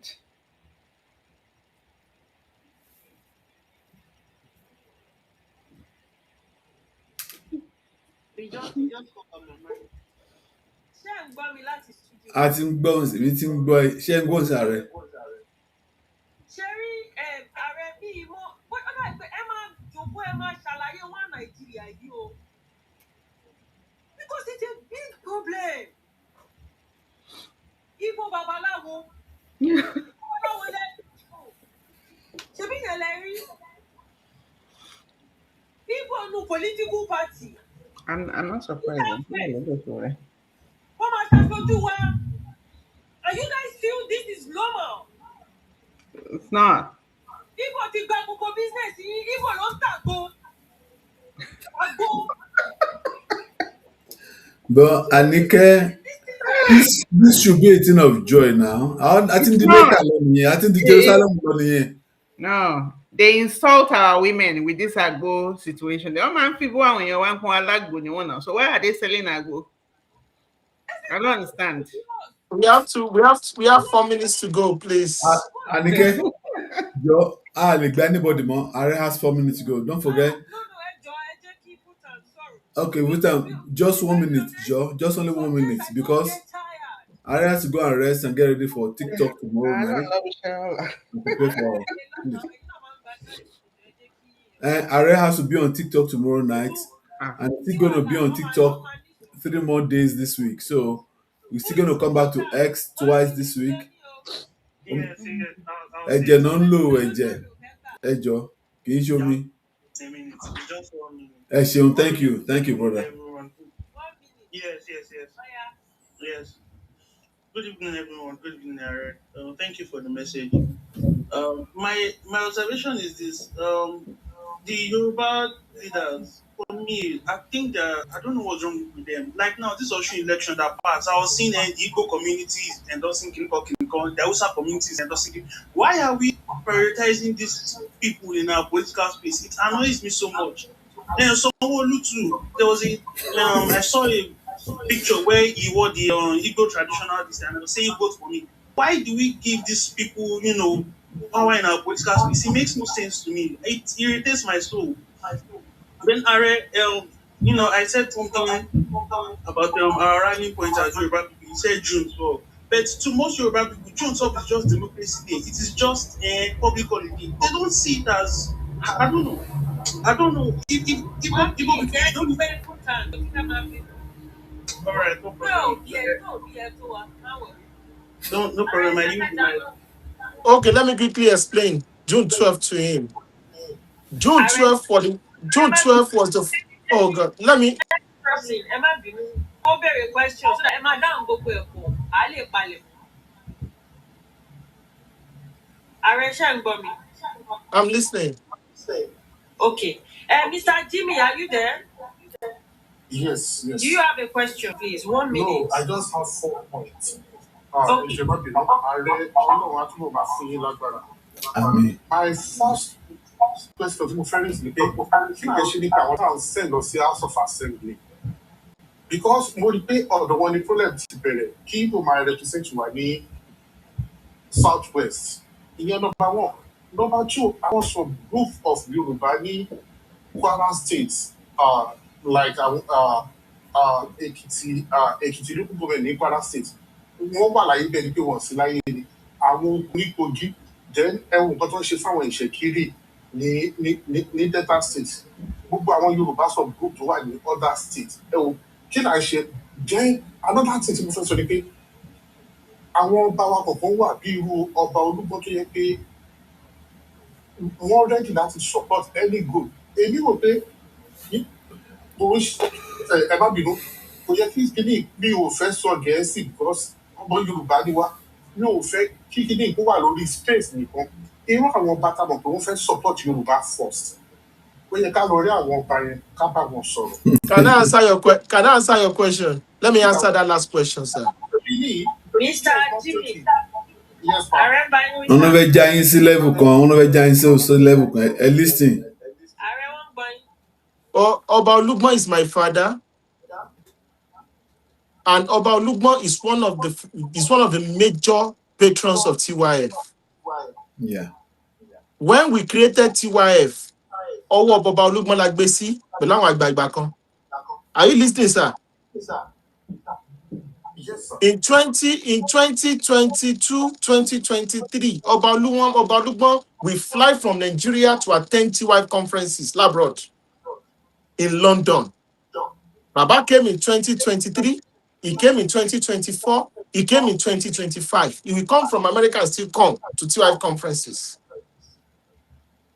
When I came, the last conference we did in 2026, Oba Olugbo left a major function in Ibadan and drove down to the conference in Lagos to be at our conference. Let me also I will say this publicly. Before all those conferences, Baba will be with us for nothing less than 30 to 1 hour with TYF executives, advising us on what we need to do and how we need to take TYF to the next level. I will not say more than that anymore. Short year.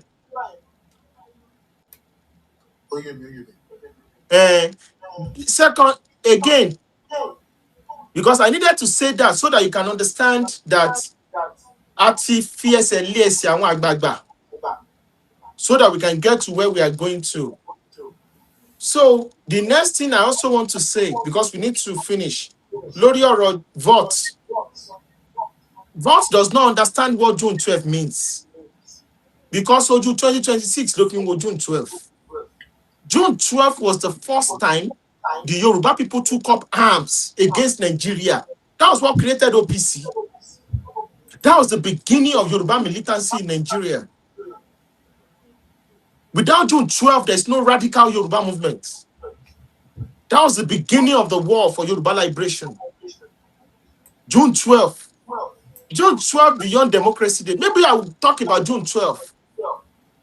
Everybody remembers June 12. June 12 is the symbolism, is the rallying point, the highest point of Yoruba persecution in Nigeria. June 12 was the beginning of Yoruba self-determination movement. It was that June 12 that Yoruba self-determination flag and self-determination started. Ibero. Because that is why I said there's a lot that the new generation don't know. It's unfortunate. I'm surprised. That was the beginning of the war. Till now, that's why you have OPC. One of the things that Yoruba, our enemies fear, when the job people were threatening Yoruba, they were threatening the Benin people to take over Gile ports. Who do you think they went to go and call? Is it not OPC? The Benin people that will continue to rough mouth on social media. They came to go and be begging OPC to come and say, don't forget, we are also children of Odudua. Come and beg. It is OPC they took. And OPC leaders in OPC leaders in Edo State were saying, we are waiting for you as Ari Dokubo. This will be your great. We are waiting for you in Gelegele. So because I need to explain that. And some of us, the importance of OPC, what OPC did between 1993 and 2007. If not for them, we are gone. I only want Fiara die little leju in the north and in the coasts. Shotiye. So thank you so much. Thank you so much, everyone, today. It's a wonderful conversation. Tomorrow, I'll be on TikTok live around 9 p.m. to speak about another important topic. We are talking about the Arabization of Sudan, of Africa. I'm going to speak on Mauritania tomorrow on TikTok. Join us 9 p.m. My Andu, Geopolitics with Oladimeji Bolarinwa, and T-Wife Andu. It promises to be very, very wonderful. I want to thank wonderful people, Mr. Bakari, Madam Anike, Madam Lola, for being with us, the production crew, the post-production crew, Madam Ajoke, everybody that has been so important, Shubomi, Ajoke, everybody, Ayomide. I'm so grateful for all of you. I'm so grateful to the entire team of TYF, those that have worked with us before, and even those that have left. We pray that peace will continue to be in our land. We pray that Yoruba land will continue to move forward. Thank you so much. Eshepupo. Yeah, Are, once again, as we said earlier, we thank everybody for joining us from the beginning. And as we close tonight, please let this conversation continue in our homes, in our offices, all over length and breadth of Yoruba land. Nigeria is a race, Erele and Sa, but it has never been a clean race at all. We have been told to run together, but too often the rules change depending on who is running. Lanes are crossed, competitors are tripped, institutions are manipulated, alliances are broken, and when the race gets difficult, some players do not hesitate to change the rules to secure their advantage. Let's stop pretending. Yorubas, let's stop pretend like we are the only ones that are the righteous people who we want to play this game fairly. The Yorubas cannot afford to run this race with our eyes closed while everyone is studying the track and applying all tactics possible for them to win this race, mostly unfairly. This is not a call for hatred, it's not a call to destroy other people. It is not a rejection of Nigeria, it's a call for strategic self-interest. If others are organizing around the interests of their people, Yoruba also should do that. If others are protecting their political space, economic interests, security, culture, and future generations, is it wrong if we do that for Yorubas? Because there's nothing noble about being the only competitor who refuses to compete while everyone else is fighting to win. Yorubas should not be looking for permission to survive in Nigeria. We should be building the capacity to thrive in Nigeria, with or without the cooperation of those who would prefer us weak. Our objectives should therefore be very simple: protect Yoruba interests, build Yoruba capacity, strengthen Yoruba institutions, secure the future for our children, and compete intelligently. Tó bá ṣí ilé iṣẹ́, gba Yorùbá síbẹ̀. Tó bá ṣí ọ́fíìsì, gba Yorùbá síbẹ̀. Tó lọ́ bá gbé ẹ̀gá mi kan, gba Yorùbá síbẹ̀. Má sọ pé oh Yorùbá they will destroy the company. Ṣé wọ́n ní Fúlàní ò kí n destroy company àbí Igbo kí n destroy company? Put your people there, let them grow. Protect our interests.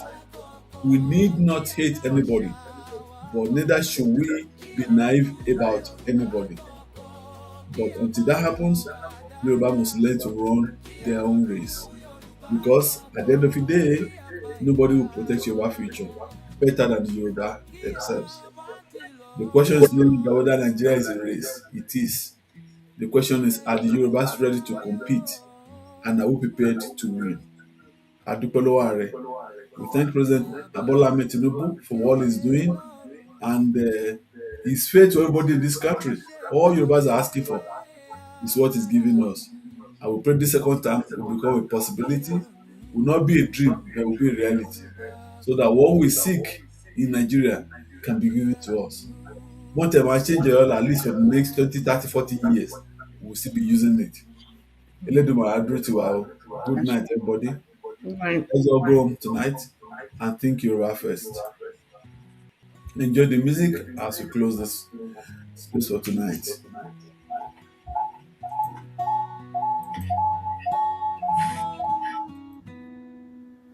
ilẹ̀ wa ń sunkún lábẹ́ ìrìn.